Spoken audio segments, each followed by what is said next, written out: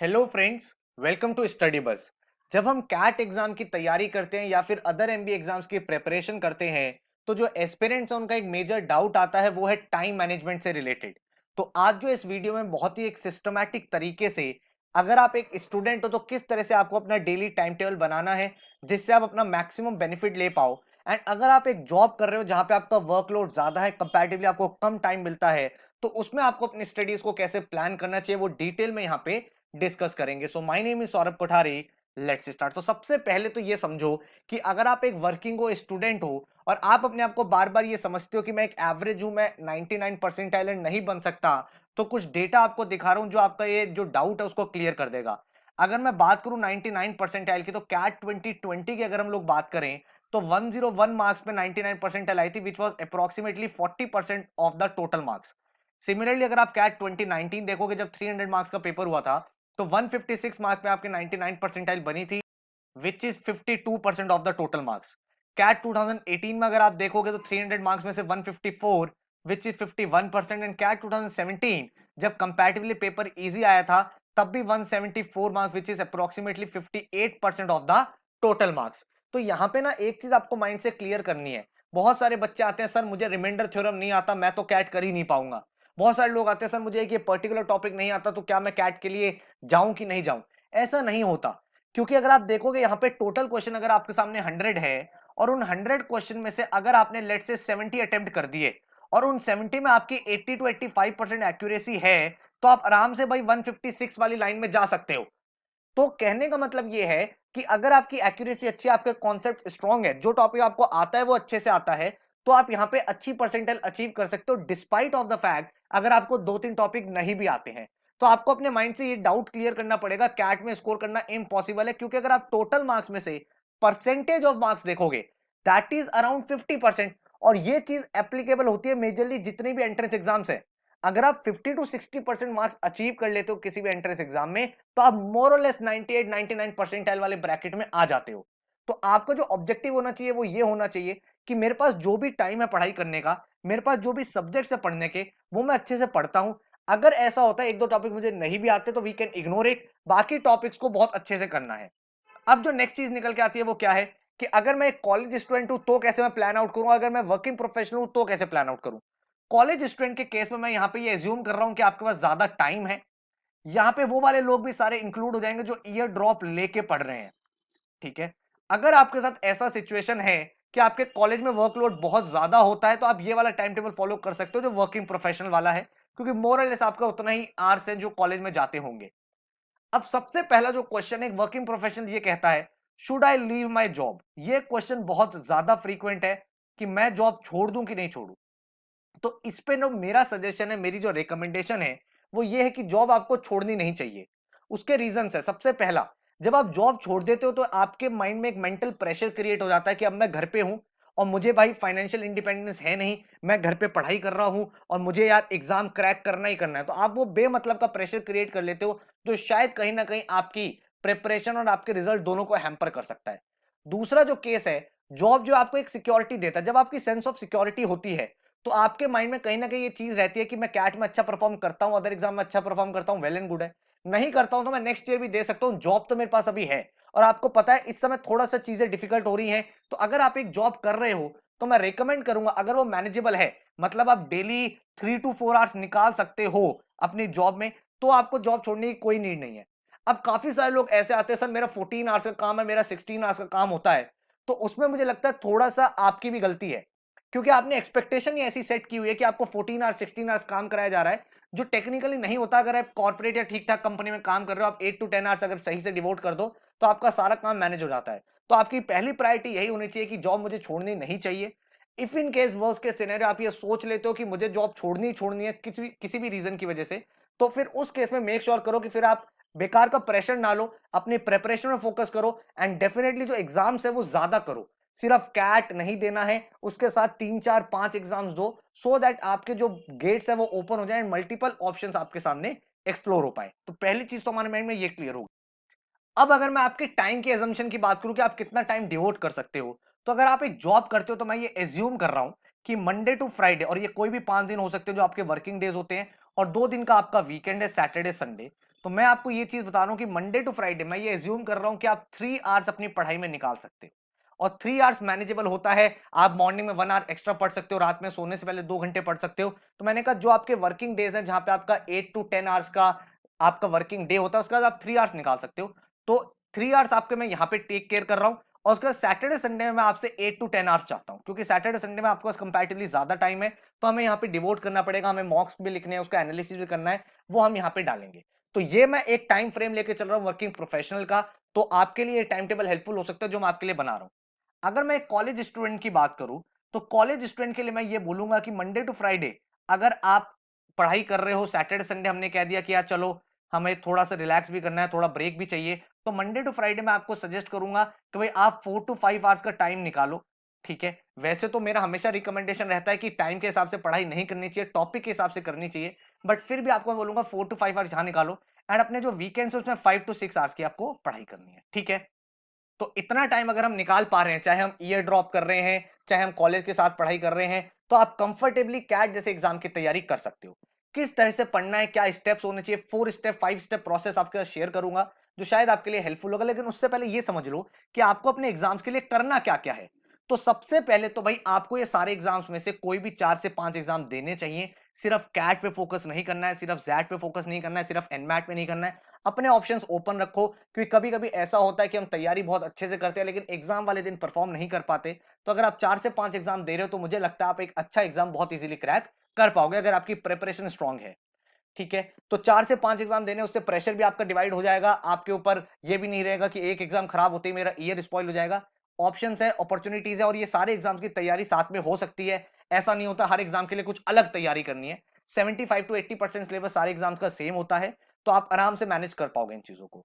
अब जो नेक्स्ट बात निकल के आती है वो ये है कि इन एग्जाम्स को अगर मैं सबको क्लब कर दूं तो मेरा ओवरऑल सिलेबस क्या बन जाता है। तो मैं आपको चारों पांचों सब्जेक्ट का सिलेबस बता रहा हूं। तो अगर मैं क्वांट्स की बात करूं तो क्वांट्स में सबसे ज्यादा आपका ये 5 मॉड्यूल्स, और ये सारे के सारे एग्जाम्स में मोर और लेस कॉमन है। ठीक है, तो यही 5 मॉड्यूल्स है जिसमें से आपका सारा एग्जाम बनता है।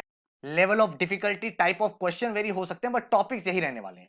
तो अरिथमेटिक हो गया, नंबर सिस्टम हो गया, ज्योमेट्री हो गया, एल्जेब्रा हो गया, मॉडर्न मैथ्स हो गया। ये मैंने आपको आगे टॉपिक्स बता दिए। टॉपिक्स अगर आप स्क्रीनशॉट लेना चाहते हो ले लो, आपके सामने एक टाइम टेबल सॉर्ट ऑफ बनाने में हेल्प रहेगा। अगर मैं बात करूं आपके बाद क्वांट्स के बाद वर्बल की, तो वर्बल में टोटल मैंने पूरे सिलेबस को 5 मॉड्यूल्स में डिवाइड किया है, जिसमें से अगर मैं सिर्फ कैट ओरिएंटेड बात करूं तो मॉड्यूल 2, मॉड्यूल 3 एंड मॉड्यूल 5 आपको कैट के लिए स्पेसिफिकली करना है, क्योंकि इन्हीं 3 मॉड्यूल से ज्यादातर सारे क्वेश्चंस आपसे पूछे जाते हैं। जो आपके टाइप ऑफ क्वेश्चंस होते हैं वो आपके jumble sentences, para jumble, para summary, para completion के रहते हैं, या फिर सारे के सारे क्वेश्चन आपके आरसी के रहते हैं। और आरसी में जो क्वेश्चंस होते हैं वो क्रिटिकल रीजनिंग बेस्ड होते हैं, कि कौन सा आर्गुमेंट है जो पूरे पैसेज को सपोर्ट कर रहा है, इंप्लिसिट स्टेटमेंट कौन सा, तो इसलिए आपको क्रिटिकल रीजनिंग भी आना चाहिए। अगर हम अदर एग्जाम्स की बात करें तो वहां पे आपका वोकैबुलरी और ग्रामर रिलेटेड क्वेश्चंस भी पूछे जाते हैं अलॉन्ग विद दीज 3 मॉड्यूल्स। तो आपको ये सारी की सारी चीजें कंसीडर करनी है। एंड देन आपका पूरा मैंने वर्बल का सिलेबस बना दिया कि अगर आपने इतना कर लिया तो आप सारे एग्जाम्स के लिए तैयार हो चुके हो। इसके बाद अगर मैं मूव ऑन करूं नेक्स्ट सब्जेक्ट पे जो मेरा एलआरडीआई है, तो एलआरडीआई में अगर मैं कैट ओरिएंटेड बात करूं तो मॉड्यूल 2 एंड मॉड्यूल 3 आपके लिए इंपॉर्टेंट है। इसी में से मेजरली क्वेश्चंस बनते हैं, अरेंजमेंट के question, games and tournament, numeric logic, फिर आपका क्रिटिकल पाथ रिलेटेड क्वेश्चन, या फिर डीआई के जो क्वेश्चंस होते हैं, मिसिंग टेबल्स के, मिसिंग डेटा के, LR based DI, DI based LR, ये सारी चीजें आपके मॉड्यूल 2 और मॉड्यूल 3 में कवर अप हो जाती हैं। अगर आप अदर एग्जाम्स की बात करते हो जैसे एनमैट, स्नैप, सीमैट, यहाँ पे आपका बेसिक एलआर का कंटेंट भी आता है, जिसमें alphabet test, blood relation, calendar, clocks, coding, decoding, counting of figures, input output, cubes, ranking, directions, ये सारी चीजें आप पढ़ सकते हो। एब्स्ट्रैक्ट रीजनिंग जो है आपका, वो आपका मेजरली पूछा जाता है सीईटी के पेपर में। उसके बाद सीमैट में कुछ क्वेश्चंस आप देख लोगे, और स्नैप में कुछ क्वेश्चंस आप देख लोगे। विजुअल रीजनिंग जिसको हम बोल देते हैं, कि आपके सामने कुछ इमेजेस दे रखे हैं, उसकी हेल्प से आपको वो चीजों को अटेम्प्ट करना है। ठीक है, इसके अलावा अगर मैं बात करूं तो एक एडिशनल सेक्शन होता है जो जैट के पेपर में आता है, डिसीजन मेकिंग का। ठीक है, decision making more of LR होती है, बट वो डिफरेंट टाइप की एलआर होती है, जिसमें आपको लॉजिकली डिराइव करना होता है कि अगर आप उस सिचुएशन में होते तो क्या आंसर करते। तो डिसीजन मेकिंग में इस तरह से प्रॉब्लम्स आपको दी जाती हैं कि आप एक कंपनी के मैनेजर हो, आपके जो एम्प्लॉयज है वो छोड़ के जा रहे हैं बार बार, तो अब आप ऐसी क्या चीज करोगे जिससे आपके एम्प्लॉयज का कंपनी के अंदर ट्रस्ट बने। आप लोगों की सैलरी इंक्रीज करोगे, उनका वर्क एनवायरनमेंट बेटर करोगे, उनको अच्छे प्रोजेक्ट दोगे, या उनकी प्रॉब्लम सुन के देखोगे, उनके सजेशंस लोगे। अब आपको आंसर टिक करना होता है। तो एक तरह से आपको रीजनिंग यूज करके डिसीजन लेने होते हैं डिसीजन मेकिंग सेक्शन में। ठीक है, बाकी सारे एग्जाम्स की अगर मैं बात करूं तो सबका सिलेबस इतने में कवर हो जाता है। कुछ ऐसे एग्जाम्स होते हैं जहां पे जीके भी आता है, जैसे कि आपका जैट हो गया, आईएफटी हो गया, आपका सीमैट हो गया, उसके बाद आपका टिस का पेपर हो गया। ठीक है, तो ये 4 एग्जाम्स ऐसे हैं जो आपका जीके भी टेस्ट करते हैं। तो जीके मेजरली 3 मॉड्यूल्स में डिवाइड करी जाती है, static GK, current GK, business awareness. Static GK वो होती है जो आपकी चेंज नहीं होती, history, polity, geography, art, culture, physics, chemistry, जो हमेशा से सेम चल रही है। करंट जीके आपको 1 ईयर की करनी होती है, जो आपका डोमेन है। तो अगर आप 2021 के लिए अपेयर कर रहे हो तो जनवरी 2021 से दिसंबर या नेक्स्ट जनवरी 2022 तक आपको सारी की सारी मेजर जो करंट अफेयर्स हैं वो पता होनी चाहिए, जिसमें international organization related, economy related, कौन सी कंट्री की क्या पॉलिसी है, कोई नए अपॉइंटमेंट्स हुए, इंपॉर्टेंट पर्सन है, बुक्स है, ऑथर्स है, ये सब चीजें अवेयरनेस होनी चाहिए। देन हमारा सेक्शन आता है बिजनेस अवेयरनेस का, जिसमें मेजरली जो क्वेश्चंस होते हैं वो कौन सी कंपनी ने किसको एक्वायर किया है, मर्जर एक्विजिशन कौन सा हुआ है। जैसे अगर आप देखोगे बहुत सारी कंपनियां एक दूसरे को परचेज करती रहती है, सेल करती है, किसी का सीईओ चेंज हो गया, तो वो सारी इंफॉर्मेशन आपको पता होनी चाहिए बिजनेस रिलेटेड, जो आपकी लास्ट 1-2 ईयर्स की इंपॉर्टेंट करंट अफेयर्स है। ठीक है, तो वो सारी चीजें आपसे यहाँ पे पूछी जाती है। अगर आपने इतना सिलेबस कर लिया तो you are good to go, कि आप जितने भी मेजर एग्जाम मैंने आपको बताए थे आप सबके लिए अपियर कर सकते हो। अब अगर मैं आपसे बोलूं किसी एग्जाम को क्रैक करने का प्रोसेस क्या है, तो 5 स्टेप प्रोसेस है। आपको कॉन्सेप्ट्स बिल्ड करने पड़ेंगे, कॉन्सेप्ट बिल्ड नहीं करोगे तो बात नहीं बनेगी, वो रिजल्ट नहीं आएगा जो आप चाहते हो। उसके बाद जो कॉन्सेप्ट आपने सीखा है उसकी प्रैक्टिस बहुत इंपॉर्टेंट है। जो भी कॉन्सेप्ट हो, चाहे वो क्वांट का हो, एलआर का हो, वर्बल के आरसीज हो, अगर आप भाई 50 से 100 क्वेश्चन के आसपास प्रैक्टिस करते हो तभी जाके आप फेमिलियर होते हो डिफरेंट डिफरेंट टाइप की वर्ड प्रॉब्लम से, उनकी वैरायटी आपको पता चलती है और वो आपकी परफॉर्मेंस को एनहेंस करता है। देन आप अपने स्टेप 3 की तरफ मूव करते हो, जो है स्पीड बिल्डिंग, जहां पे आप डिफरेंट डिफरेंट अप्रोचेस को सीखते हो, चाहे वो ऑप्शन अप्रोच हो, एलिमिनेशन मेथड हो, सब्स्टिट्यूशन अप्रोच हो, अप्रोक्सीमेशन लेके क्वेश्चंस को सॉल्व करना हो, वो सारी चीजें आप सीखते हो। और वो सीखते हो जब आप टाइमर बेस्ड प्रैक्टिस करते हो, आप टॉपिक टेस्ट लगाते हो तो टाइम को कैसे मैनेज करना है, ये सब चीजें आपके माइंड में आती हैं। फोर्थ जो आपका स्टेप है, मॉक्स एंड एनालिसिस।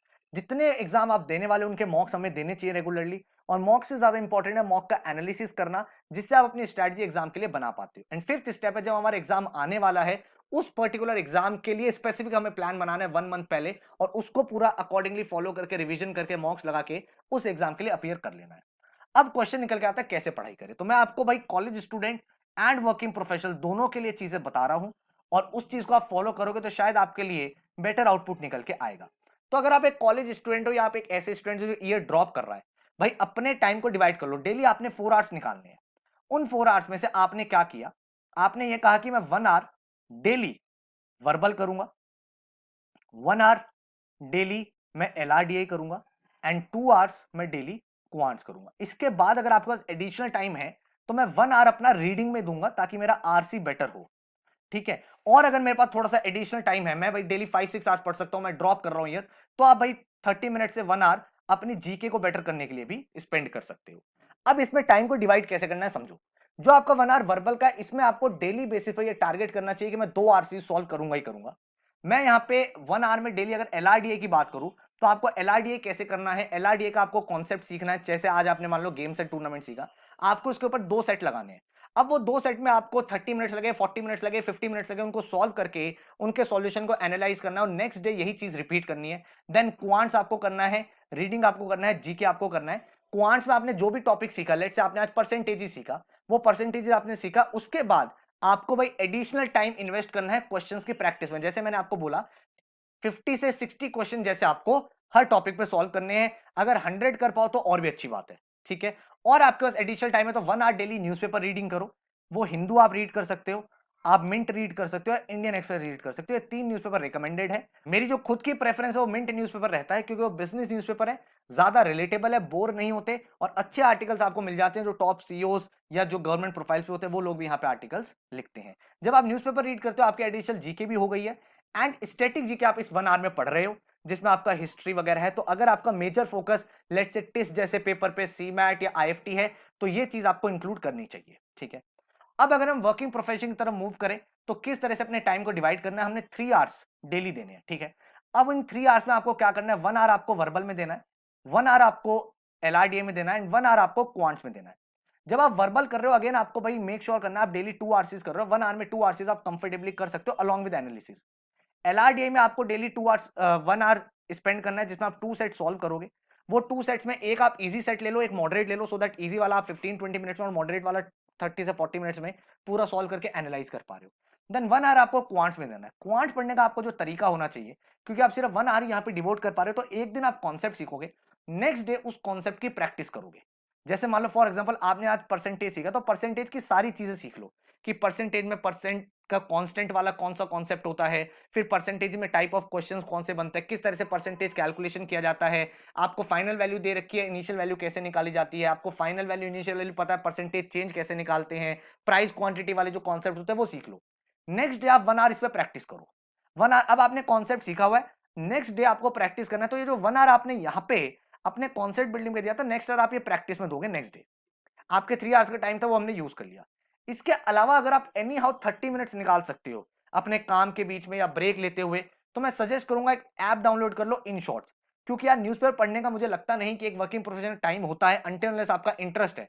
अगर टाइम अलाउ करता है तो डेफिनेटली न्यूज़पेपर रीडिंग हमें करनी चाहिए पर्सनली, बट अगर टाइम अलाउ नहीं करता तो एक एप्लीकेशन डाउनलोड कर लो, इन शॉर्ट्स। यहाँ पे जो मेजर जितनी भी करंट अफेयर्स है, करंट न्यूज है, वो अपडेट होते रहते हैं और विद इन 60 वर्ड्स में ये लोग लिखते हैं, तो बहुत इजीली आपके रिकॉल हो जाता है और वो जीके इंप्रूव करने में आपको हेल्प करेगा। जब आपका वीकेंड आएगा, उसकी हम लोग अभी बात करने वाले, तो जो हमारी लेफ्ट चीजें उनको हम लोग कवर अप करेंगे। अब हमें यहाँ पे क्या करना है, नेक्स्ट चीज स्टडी डेली करनी है। चाहे आप कॉलेज स्टूडेंट हो, आप वर्किंग प्रोफेशनल हो, आप ये नहीं करोगे कि यार आज नहीं पढ़ते हम तो सिर्फ वीकेंड पढ़ लेंगे। उससे क्या होता है, आपका मोमेंटम हमेशा ब्रेक हो जाएगा।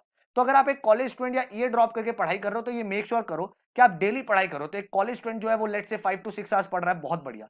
अगर किसी दिन ऐसा हो रहा है एक वर्किंग प्रोफेशनल के साथ कि भाई सर मेरे को तो बहुत ज्यादा वर्कलोड था, आज टाइम ही नहीं मिला, तो कोई टेंशन नहीं है, हम 3 आवर्स नहीं देंगे, हम 1 से 2 आवर्स पढ़ाई कर लेंगे। अगर हमसे सॉल्व नहीं हो रही है चीजें तो हम बस 2 आरसीज करके छोड़ देंगे, लेकिन मोमेंटम को ब्रेक नहीं होने देंगे। और ये बहुत इंपॉर्टेंट पार्ट बन जाता है आपकी प्रिपरेशन का, क्योंकि एक बार जब मोमेंटम ब्रेक होता है ना, तो फिर वो हैबिट बन जाती है। फिर नेक्स्ट डे आप सोचोगे चल छोड़ यार, कल भी नहीं पढ़ा था आज भी नहीं करते, वो रेपिटेटिव बेसिस पे होने लगेगा। ठीक है, तो ये मेक श्योर करो कि आप स्टडी डेली कर रहे हो। थर्ड है टाइमर बेस्ड टेस्ट। अब जब हम लोग इनकी बात कर रहे हैं स्टूडेंट और वर्किंग प्रोफेशनल की, तो यहां पे आपको क्या चीज समझनी है कि टाइमर बेस्ड टेस्ट देना बहुत इंपॉर्टेंट हो जाता है। टाइमर बेस्ड टेस्ट देना इंपॉर्टेंट क्यों हो जाता है, क्योंकि यार जब आपने कॉन्सेप्ट सीख लिए, आपने उस क्वेश्चन की प्रैक्टिस कर लिया, आपने कॉन्सेप्ट्स कर लिए, आपने टाइप्स ऑफ क्वेश्चन लगा लिए, अब इंपॉर्टेंट है क्या अगर आपके सामने एक टाइमर चलता है तो आप क्वेश्चन पिक करके सॉल्व कर पाते हो कि नहीं कर पाते। इसके लिए इंपॉर्टेंट क्या होता है, आप 30 मिनट्स का एक टॉपिक टेस्ट दो जिसमें अराउंड 20 क्वेश्चन हो। ठीक है, अब ये जो 20 क्वेश्चन है, यहां पे आपको मैनेजमेंट करना है कि यार मैंने सारे कॉन्सेप्ट तो सीखे हुए हैं, मुझे सब कुछ आता है, लेकिन अब मुझे 30 मिनट्स में अपनी एफिशिएंसी बनानी है कि यार ये 20 क्वेश्चंस में से मैं 10-12 अटेम्प्ट कर पाऊं। तो उससे क्या होगा, आपको ये पता चल जाएगा कि कौन से टॉपिक्स मेरे स्ट्रांग है और कौन सी चीजें मेरी स्ट्रांग नहीं है। ठीक है, तो ये चीज आप रेगुलरली अपने डे टू डे रूटीन में करोगे। जो आपका क्या कहते हैं, डेली आप पढ़ाई कर रहे हो 4 to 5 आवर्स, आपने परसेंटेज टॉपिक फिनिश कर दिया, अब आपने नेक्स्ट डे जो है 30 मिनट्स का टेस्ट दिया, और 30 मिनट्स का टेस्ट आपने इजी वाला दिया, फिर उसने आपका एनालिसिस करा। एनालिसिस में आपको देखना है कौन कौन से क्वेश्चन आपके सही थे, कौन कौन से आपके इनकरेक्ट हुए, कौन कौन से नॉट अटेम्प्टेड थे, उनको रिसॉल्व करना है। फिर नेक्स्ट डे आपने 30 मिनट का टेस्ट दिया मॉडरेट लेवल का, फिर उसमें आपने 20 क्वेश्चंस लगा के देखे, फिर आपने 30 क्वेश्चंस का एक और टेस्ट दिया एडवांस लेवल का, तब आपका जाके टॉपिक कंप्लीट होगा। ठीक है, अब प्रोफेशनल को ये जो चीज करनी है टाइमर बेस्ड टेस्ट, ये आपको करनी है अपने वीकेंड में। हमने स्टार्टिंग में डिस्कस किया था कि वीकेंड्स में हम 8 to 10 आवर्स डिवोट करने वाले हैं, करेक्ट। अब हम जो वीकेंड में 8 to 10 आवर्स डिवोट करने वाले हैं ना, उसमें से हमारे 2 से 3 आवर्स जो रहेंगे, वो रहेंगे हमारे टाइमर बेस्ड टेस्ट के ऊपर। जो हमने पूरे हफ्ते में टॉपिक पढ़ा है, लेट से आपने मंडे से फ्राइडे में टाइम एंड वर्क फिनिश कर दिया, आपने उसका एक दिन कॉन्सेप्ट सीखा था, नेक्स्ट डे आपने उसके थोड़े से क्वेश्चन प्रैक्टिस करे 1 घंटे, उसके नेक्स्ट डे आपने थोड़े से टॉपिक और सॉल्व करे। आपने हो सकता है पूरे हफ्ते में एलआर के 2 टॉपिक सॉल्व कर लिए, गेम्स एंड टूर्नामेंट के कुछ क्वेश्चंस लगा के देखे थे, कुछ आपने डीआई के लगा के देखे थे। वीकेंड में आपको ये सारी चीज ब्रश अप करनी है। यहां पे आपने जो जो टॉपिक्स पढ़े हैं उसका आप टॉपिक टेस्ट दोगे। ठीक है, जो आपके 2 to 3 आवर्स है उसमें आप 1-1 आवर डिवाइड कर लो। आपने एक टेस्ट एलआर का दे दिया, एक टेस्ट आपने क्वांट का दे दिया, और एक टेस्ट आपने वर्बल का दे दिया, और ये टॉपिक टेस्ट है। जो टॉपिक आपने हफ्ते में पढ़ा उसका एक तरह से रिवीजन भी हो गया, कोई कॉन्सेप्ट अगर रह भी गया था वो यहां पे कवर अप हो गया। जो बाकी हमारे 6 आवर्स बचेंगे उसका कैसे यूज करना है मैं आपको आगे बताने वाला हूं। ठीक है, तो यहां तक चीजें क्लियर हो गई हैं। अभी हम एट पार चल रहे हैं, प्रिपरेशन सही तरह से मैनेज हो रही है। फिर जो हमारा फाइनल स्टेप है वो है मॉक्स एंड एनालिसिस। जितना इंपॉर्टेंट हमारे लिए मॉक्स देना है, उतना इंपॉर्टेंट एनालाइज करना भी है। तो अगर आप एक स्टूडेंट हो, आपने क्योंकि अब टॉपिक टेस्ट दे दिया है, आपने अपनी प्रिपरेशन कर रहे हो, पूरा हफ्ता आपने यूज किया है, सैटरडे और संडे में आपको मॉक्स देने हैं। तो आपको क्या करना है, सैटरडे को आप मॉक लिखोगे। ठीक है, लेट्स से आपने सैटरडे को मॉक लिखा एंड पूरा का पूरा 3 आवर्स का फुल लेंथ मॉक दोगे। अब काफी सारे लोग बोलेंगे सर हमने सिलेबस तो कंप्लीट नहीं किया। सिलेबस किसी का कंप्लीट नहीं होता, लेकिन मॉक्स देने की हैबिट डालनी स्टार्ट कर दो। क्योंकि देखो वर्बल में कोई बहुत ज्यादा सिलेबस नहीं है, आपने एक बार आपका आरसी का कॉन्सेप्ट क्लियर हो गया, अब आपको उसमें टाइप्स ऑफ आरसीज करने हैं। एलआरडीए में एक बार कॉन्सेप्ट समझ में आ गया, अब सारी कहानी आ गई, कितने क्वेश्चन आप प्रैक्टिस कर रहे हो, कितनी जल्दी आप अटेम्प्ट कर रहे हो। क्वांट में जैसे जैसे आपके टॉपिक्स होते रहेंगे वैसे वैसे आपकी एक्यूरेसी और अटेम्प्ट दोनों बेटर होते रहेंगे। तो सैटरडे को अपना 3 आवर्स का या 2 आवर्स का जितने भी आपका मॉक लगाना चाहते हो आप मॉक लगाओ, ठीक है। अलग अलग टाइप के परमुटेशन कॉम्बिनेशन लगा सकते हो, क्योंकि अभी क्लैरिटी नहीं है एग्जाम कितने आवर्स का होगा, ठीक है। तो 2 आवर्स 3 आवर्स के मॉक्स लगाओ। संडे को उस मॉक का एनालिसिस करो, और इस एनालिसिस में आपको एक अप्रोच डेवलप करनी है, जिस अप्रोच का नाम है एबीसी अप्रोच। अब ये एबीसी अप्रोच क्या है? एबीसी अप्रोच का मतलब ये है, ए मतलब अभी करो, बी मतलब बाद में करो, एंड सी मतलब छोड़ दो। जब आप अपने मॉक को एनालाइज करते हो तो आपको यह देखना है कि कुछ ऐसे क्वेश्चंस आपको दिखेंगे जो आप इंस्टेंटली सॉल्व कर सकते हो, क्वेश्चन देखा आंसर बता दिया। बाद में करो का मतलब होता है कि उस क्वेश्चन को आप रिव्यू के लिए मार्क करो, मुझे पता है मैं ये क्वेश्चन सॉल्व कर सकता हूं, लेकिन इसमें मुझे हो सकता है 2 मिनट्स लगे। और सी है छोड़ दो, आपको ये कॉन्सेप्ट आता ही नहीं है, आपने इस क्वेश्चन को कभी देखा ही नहीं है, या फिर ऐसा कोई कॉन्सेप्ट है जिसका आप भूल गए हो, फॉर्मूला वगैरह सब कुछ छोड़ दो उसको। तो आपने अगर अपने ए और बी भी अटेम्प्ट कर लिए ना, तो easily you can solve 70 question, अगर आपने सही तरह से पढ़ाई करी है। और ये स्ट्रेटजी बिल्ड होगी ओवर द टाइम। जब आप अलग अलग टाइप से पेपर अटेम्प्ट करोगे, अलग अलग देखोगे यार ये क्वेश्चन मैं जल्दी कर पाता हूं, तो आप देखोगे आपकी एफिशिएंसी और इफेक्टिवनेस दोनों बेटर हो रही है। अगर हम एक प्रोफेशनल के केस में ये चीज डिस्कस करें, तो प्रोफेशनल को क्या चीज करनी है, आपके पास सैटरडे और आपके पास संडे है। आपने सैटरडे में कमिट किया है 8 to 10 आवर्स, आपने उसमें से 2 से 3 आवर्स टॉपिक टेस्ट जो पूरे हफ्ते का रिवीजन था। अब आप 2-3 घंटे का ब्रेक लेके शाम के टाइम या इवनिंग में या मॉर्निंग में, जब भी आप जिस तरह से आप प्लान करते हो, जो भी आपका शेड्यूल है, डिपेंडिंग कि आप रात को जल्दी सोते हो या मॉर्निंग में जल्दी उठते हो, अपना 3 आवर्स का मॉक दो, 2 आवर्स का मॉक दो, ठीक है। संडे को अगेन आपने जो बाकी टॉपिक टेस्ट देने थे वो टॉपिक टेस्ट दिए, और जो आपके पास एक्स्ट्रा 3 से 4 आवर्स हैं, 5 से 6 आवर्स है, उसमें आप पूरा पूरा मॉक एनालाइज करो, ठीक है। वीकली एक मॉक देने की हैबिट डालो, उससे आपका एक डिसिप्लिन बनेगा, एक कंसिस्टेंसी बनेगी, और आप बेटर परफॉर्म कर पाओगे। ये चारों स्टेप अगर आपने फॉलो कर लिए, तो आप ये चीज समझ पा रहे हो कि आपने हर एक टॉपिक सीख लिया है, हर एक टॉपिक के आपने 100 क्वेश्चन किसी भी बुक में से या ऑनलाइन पोर्टल में से आपने वो क्वेश्चन सॉल्व कर लिए हैं। इसके साथ आपने स्टेप 3 में देखा, टॉपिक वाइज टेस्ट देके आपने जो वो वाली प्रॉब्लम थी कि हम टॉपिक भूल जाते हैं, वो वाली आपने प्रॉब्लम सॉल्व कर दी। हर हफ्ते आप टॉपिक टेस्ट रिवाइज कर रहे हो, एंड आप अपने वीकली मॉक्स भी दे रहे हो, उसका एनालिसिस भी आप अच्छे से कर पा रहे हो। तो ये पूरा का पूरा प्लान जो है, ये पूरा का पूरा प्लान इस तरह से डिवाइडेड है। लेट्स से आप अगर आप 15 मई से अपनी प्रिपरेशन स्टार्ट कर रहे हो, तो 15 सितंबर तक सारे टॉपिक्स फिनिश कर दो, और 15 सितंबर तक यही रूटीन फॉलो करो जो मैंने आपको बताया है। फिर 15 सितंबर तक आपका जब सिलेबस खत्म हो गया, तो सितंबर में एक बार रिवीजन कर लो, जो जो आपने नोट्स बनाए उनको पढ़ लो। अक्टूबर नवंबर में अपना पूरा CAT related previous papers, CAT related mocks की फ्रीक्वेंसी बढ़ा दो, हर ऑल्टरनेटिव डे 2-2 3-3 दिन में एक एक मॉक दो। देन दिसंबर टू फरवरी में अदर एग्जाम्स के मॉक्स लगाओ, एंड अपना फरवरी टू मार्च में प्रिपरेशन कंप्लीट करके जीडीपीआई के साथ जाओ। तो ये आपको एक एक्शन प्लान बनाना है, 3-3 मंथ्स के टारगेट, छोटे छोटे टारगेट बनाओ, डेली लेवल पे पढ़ाई करने का स्टार्ट करो, एंड चीजें आपकी बहुत अच्छे से हो जाएंगी। जो एक वर्किंग प्रोफेशनल है उनके लिए हमारे पास पेन ड्राइव कोर्स भी है, जिसमें आप अपने पेस पे पढ़ाई कर सकते हो, सारे के सारे रिकॉर्डेड लेक्चर्स आपको मिल जाते हैं। उन रिकॉर्डेड लेक्चर में बेसिक से लेकर एडवांस तक कॉन्सेप्ट होता है। तो वीक में अगर आपको ये लगता है कि मुझे और भी इफेक्टिव तरीके से चीजों को निकालना है, तो आप पेन ड्राइव क्लासेस देख सकते हो, एंड आप अपने पेस पे देख सकते हो। वीकेंड में आप ज्यादा देख सकते हो लेक्चर्स पेन ड्राइव कोर्स में, वीकडे में आप कम देख सकते हो। अकॉर्डिंगली आपको हर एक टॉपिक के टॉपिक टेस्ट भी पोर्टल में मिलते हैं, टाइमर बेस्ड टेस्ट होते हैं, उससे आपकी पूरी प्रिपरेशन हो जाएगी। फुल लेंथ मॉक्स भी हम लोग आपको प्रोवाइड करते हैं। इसके साथ ही अगर आप चाहते हो कि यार मुझे डेली कांस्टेंट मोटिवेशन चाहिए, तो हमारा लाइव क्लासेस का भी सिस्टम है। लाइव क्लासेस का पूरा ऑनलाइन बैच आता है। तो अगर आपको लाइव क्लासेस ज्वाइन करनी है, तो इस नंबर पे आप व्हाट्सएप कर सकते हो, पता कर सकते हो लेटेस्ट बैच कौन सा स्टार्ट हो रहा है। उस लाइव बैच में आपकी डेली 9 to 11 जनरली क्लास होती है, 9 PM पे। जो भी आपका बैच होता है उसमें नाइट क्लासेस होती हैं, 2 आवर्स 3 आवर्स की क्लास होती है। उसके बाद आपको असाइनमेंट दिए जाते हैं। डेली लेवल पे आपको 4 to 5 आवर्स इन्वेस्ट करने पड़ते हैं अगर आप लाइव क्लासेस ज्वाइन करते हो, क्योंकि 2 से 3 आवर्स की हमारी क्लास होती है। फिर क्लास के बाद आपको असाइनमेंट मिलते हैं। लाइव क्लासेस का एडवांटेज ये होता है, थोड़ी रेगुलरिटी और ज्यादा रहती है, क्योंकि आपको पता है आज ये टॉपिक पढ़ना है। पेन ड्राइव में थोड़ा सा बच्चा ये सोच लेता है चल यार कल पढ़ लूंगा, परसों पढ़ लूंगा। तो अगर आप सेल्फ मोटिवेटेड हो, आपको लगता है नहीं यार मेरे को क्रैक करना और मैं अपने अकॉर्डिंग पढ़ना चाहता हूं, मेरा उससे ज्यादा रिटर्न आता है, pen drive is a good course for you. अगर आपको लगता है नहीं यार मेरे को ना कोई पुश करता रहे, डेली टारगेट देते और मैं 4 to 5 आवर निकाल सकता हूं, live class is a better option for you. ठीक है, तो आप अपने अकॉर्डिंगली डिसाइड कर सकते हो। इस नंबर पे व्हाट्सएप करके डेमो क्लासेस देख लो। डेमो क्लासेस देखने के बाद बैच की डिटेल्स देखने के बाद आप ज्वाइन करना चाहो ज्वाइन कर लो। अदरवाइज अगर आप सेल्फ प्रिपेयर कर रहे हो, तो जो मैंने आपको पूरा पूरा एक्शन प्लान बताया है उसको फॉलो करो, डेफिनेटली आप बेटर रिजल्ट यहां से निकाल पाओगे। ठीक है, so all the very best, thank you so much and take care.